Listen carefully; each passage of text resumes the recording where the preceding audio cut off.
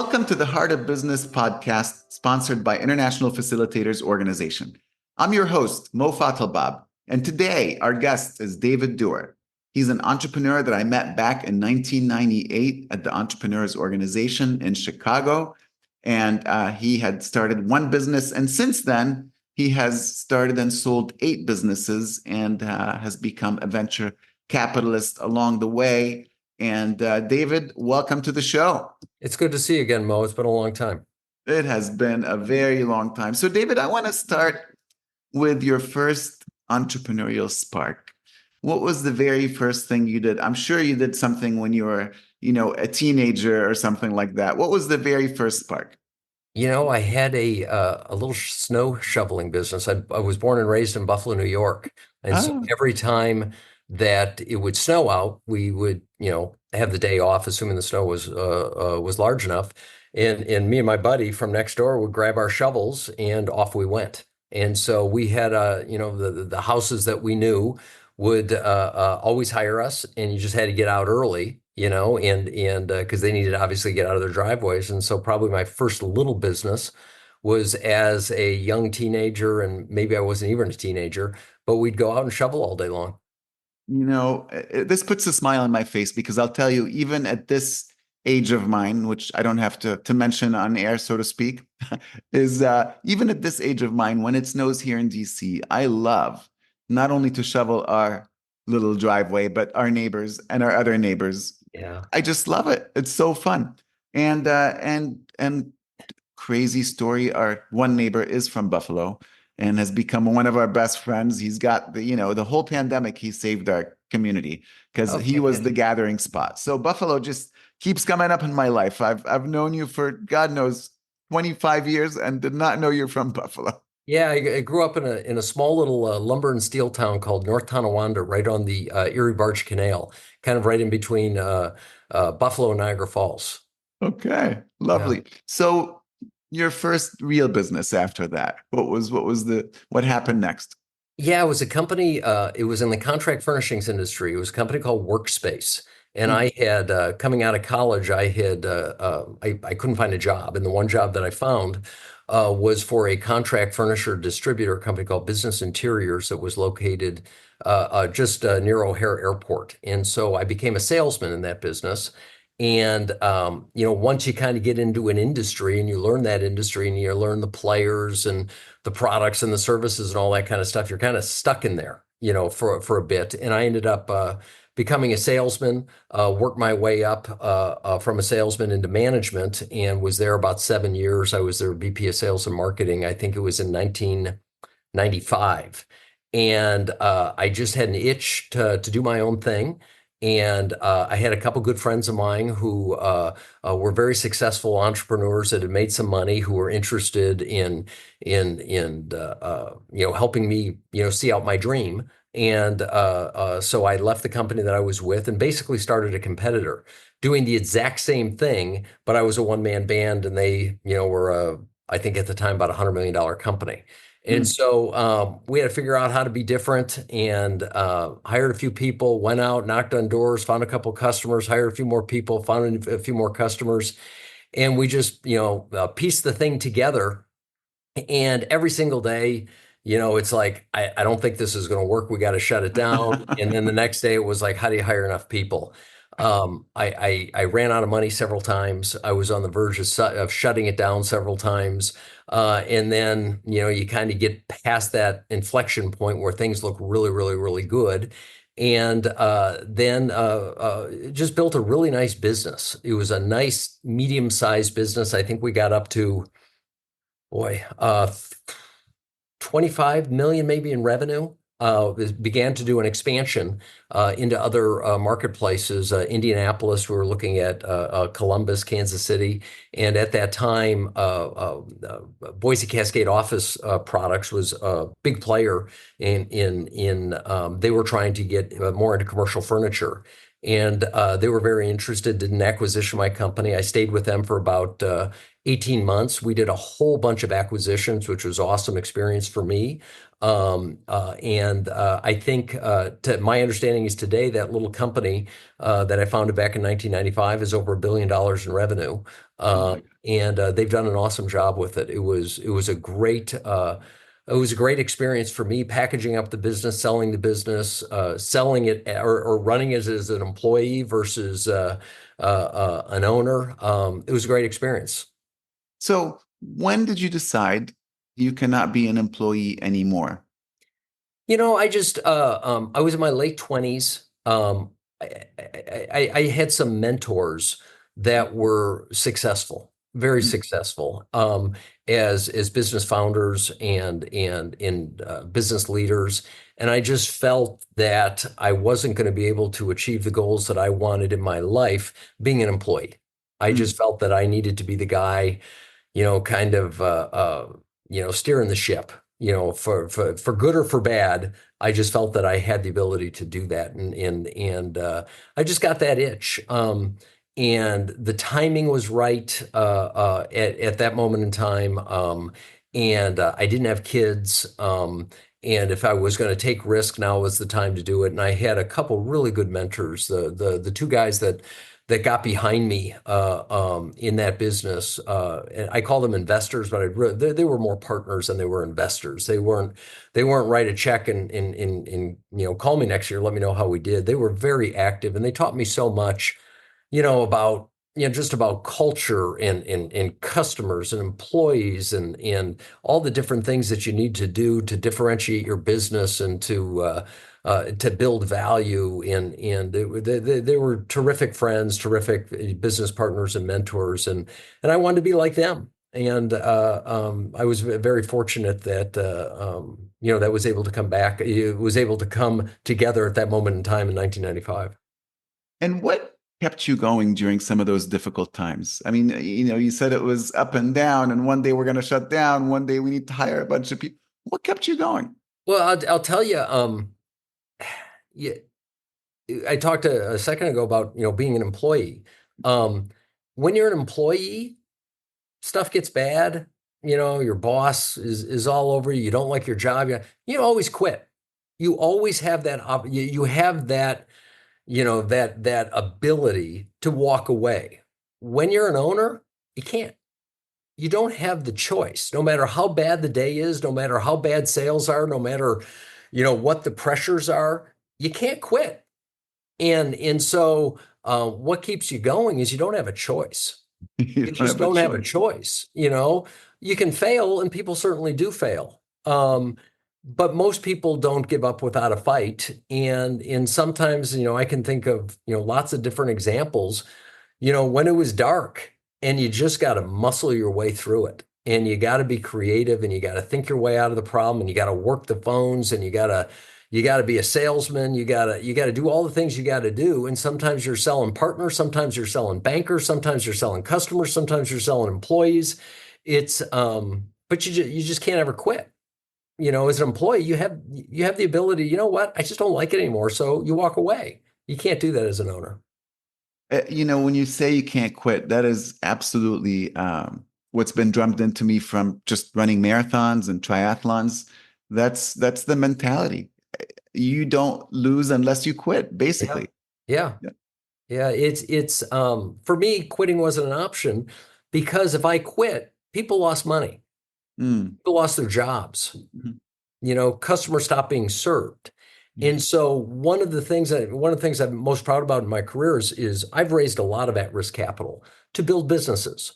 Yeah. Um, and I've never had to sit across the table from someone and say, "Hey, I lost all your money."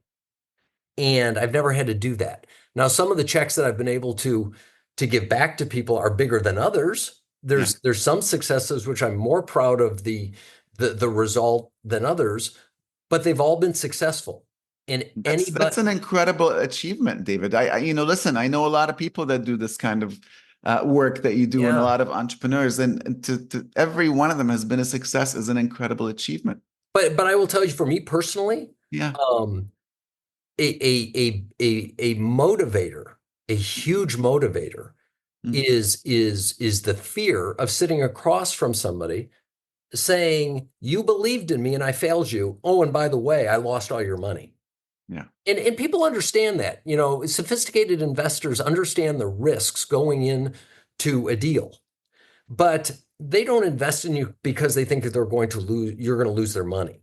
They No. invest in you because they believe in the idea, they believe in you, they believe in the vision, and they're willing to write a check. And I don't care how rich you are, rich people don't like losing money.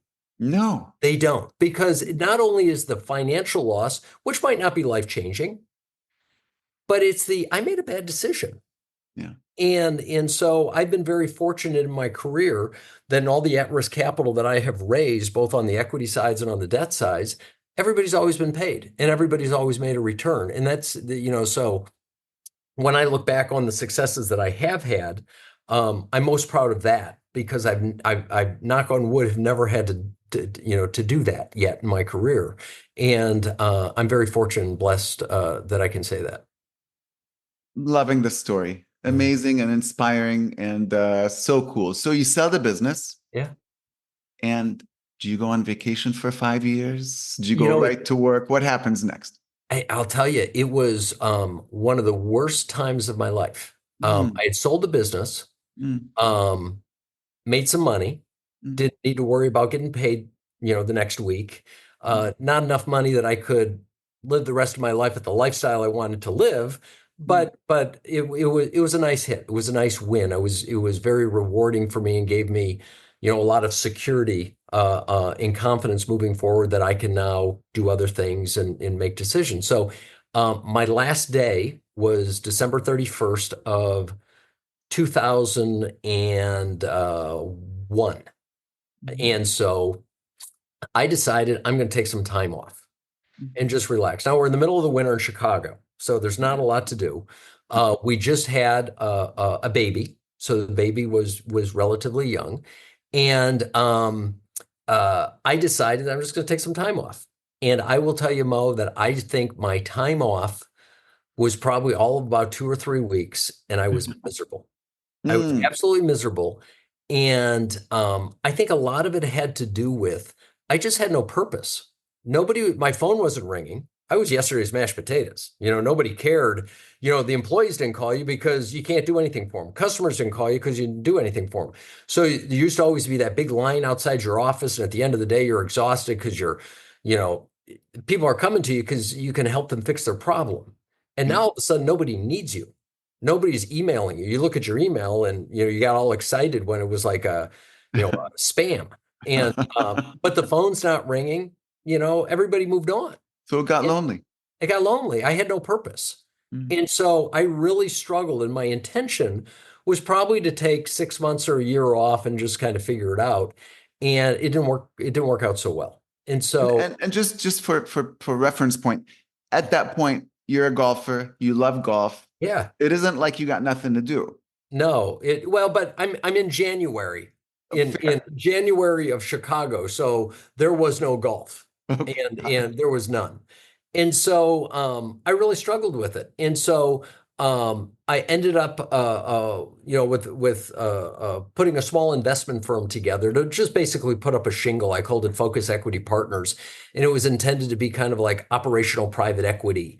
And at the time, there was a concept that I came up with, which was basically templated digital marketing for the medical space. And I launched a company with a good buddy of mine as my partner, who the two of us together, who I met,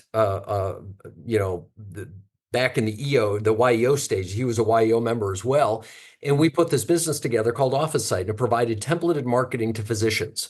So they could buy a website, get SEO paid search within 24 hours. And it Okay. was, and we layered on thousands of customers. And so I did that business. I did a business in the specialty pharmacy space called C&M Pharmacy, which we provided HIV and or therapies to HIV and AIDS patients. Mm, It was a relatively, it was, we basically had, the city of Chicago in all the suburbs that we served that population. It was an awesome business that we built, and we ended up selling it to Walgreens, their health specialty division. And then I got, did a business in the wireless broadband space. Both licensed, it was radios and unlicensed space that we built. These ended up being these big networks and licensed space, and ended up selling it to build a big network in Chicago, New York, Milwaukee, and we ended up selling that business to Windstream. And then this office site business got really big and exciting and fun, and sold that business to a group backed by KKR. So we've had some really nice exits, but these were small ideas that turned into small companies that we grew into medium-sized companies and ended up selling them into large companies. And so that's just that was a lot of fun. It was very rewarding. And so I'm still at it. I got a company in the digital marketing space right now called Straight North, a large digital marketing firm. And then we incubated a fun company in the hockey space called Pro Stock Hockey. We buy all the NHL gear. We buy all the excess gear from the manufacturers, resell it to amateur hockey players. It's an online e-com business called prostockhockey.com. And then we've got an affiliate marketing company called geargeek.com, which is in the hockey space as well. So we're still incubating some stuff, and I'm not done yet. I think we got a few more things up our sleeves. I have no doubt you're not done yet. And when you think about your future, David, and we think about a few more things up your sleeves, to me, it seems like you're business agnostic, like the type of business itself seems to be not as important to you as the love of the business process itself. Would you say that's true, or? Yeah, for me, the most important thing is just kind of finding an inefficiency in a marketplace and figuring out how to package it up and make it different. I've always had the philosophy is other, most business leaders do, is if you can't be different, stay home. I don't like commodity businesses. I don't like being in a commodity.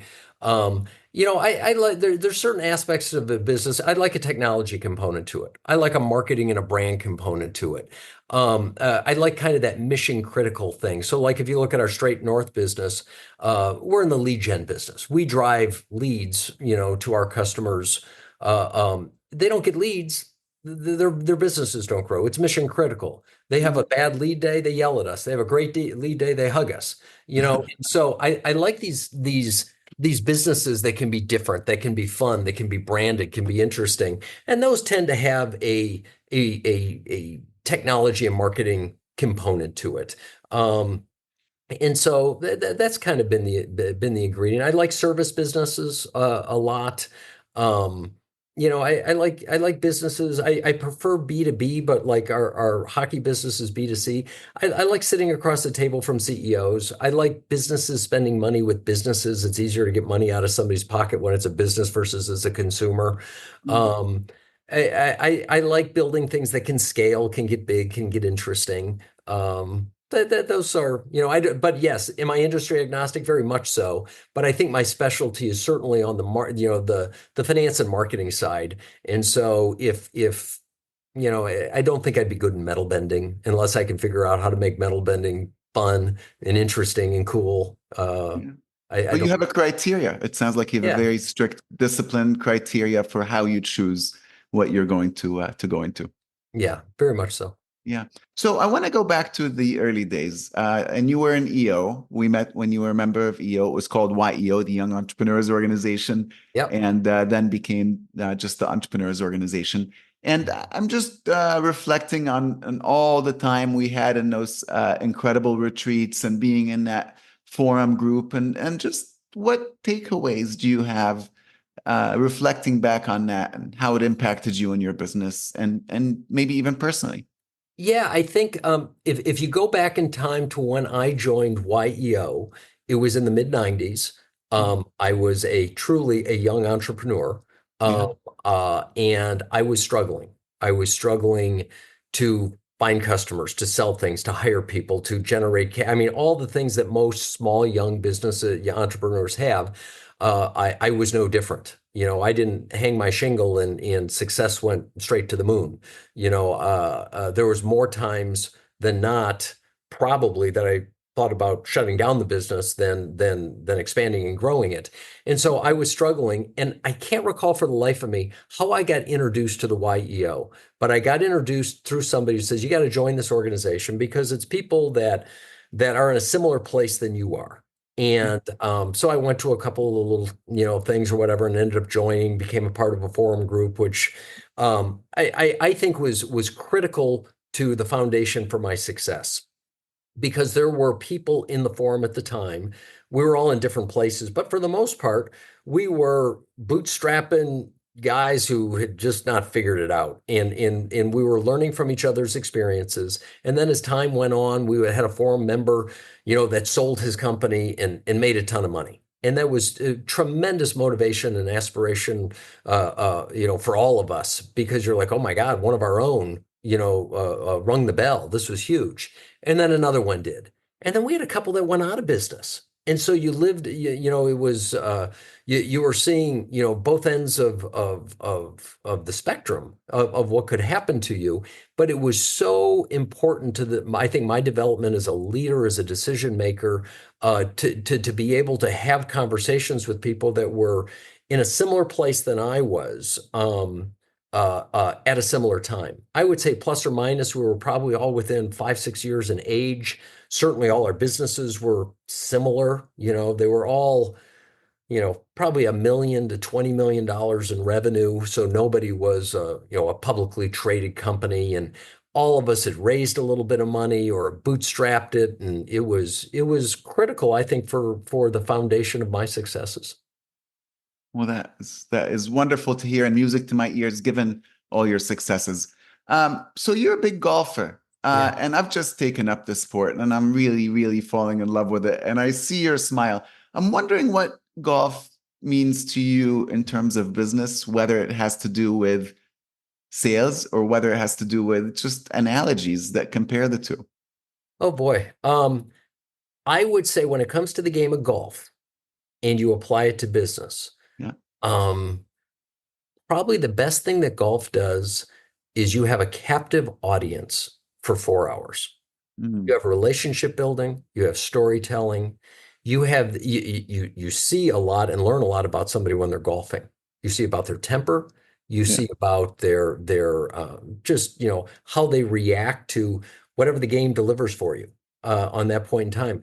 But I've always been a firm believer, and I tell my sales folks this, in all the businesses, is if you can capture somebody Yeah. at a Cubs game, a hockey game, a golf course, and you can build relationships, that where you're not selling them something. They get to know you, you get to know them. That it's invaluable. You can't buy that. And in this day of Zoom, where everybody's, given 30 days Zoom time, you can't develop a relationship over Zoom. Right. Do that over a meal, over a bottle of wine on the golf course. And so for me, uh, I think I have closed more deals and raised more money and sold all on the golf course, and not because that happens there, but you build the relationship. And then, you belong to a club and you get to meet people, and you don't run around and tell people what you do, but over time you develop relationships, and people want to do, the saying, people want to do business with people they know, like, and trust. And so, I think golf has helped facilitate, a lot of success. But I've never gone into a golf match thinking, you know what, this is my next customer, or this person's going to invest, or this person's going to come work for me. It just, you just let it breathe, and the worst thing that happens to you is you spend 4 hours getting to know some people a little bit better, and you have some fun. It's a beautiful sunny day, and that's the worst thing that happens to you. But Love. but, but golf and business are terrific. I think they go together so well. As long Yeah. as you don't have the expectation that you're inviting somebody to play golf because you want something from them. Good, good, good sage wisdom from you, sir. Thank you. David, what would you say to someone who is just starting a business about what they need to know in 2 sentences that really might motivate them? Oh boy, what you need. Well, first I would say it's the most rewarding thing in the world. There is nothing more rewarding than coming up with an idea, building it, and watching it succeed, or watching it fail before it succeeds and then fails again and then succeeds. It's that constant, just that constant challenge of creativity, in figuring out how to be different, how to convince somebody to buy what it is you're selling. There's nothing more rewarding than when somebody says, yes, I like you, I like your product, I like your service, I think you're the right one. I'm going to hand you money to do what I need. I think that's the most, it's about, people vote with their pocketbook. If they like you and they believe that you're going to fix their problem, they pay you. And if they don't, they don't. Simply said, simply Yeah. said. So well. David Duerr, such a pleasure having you with us on the show today.